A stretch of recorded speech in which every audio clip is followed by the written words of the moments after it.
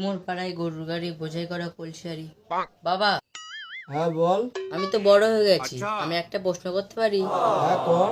বাবা, বাচ্চা কি করে হয়?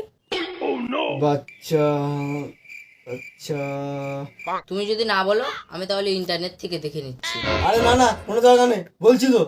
তাহলে বলো।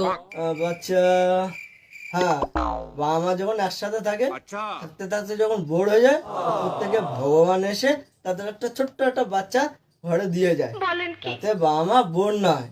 ঠিক আছে? আচ্ছা, এই ব্যাপার তাহলে।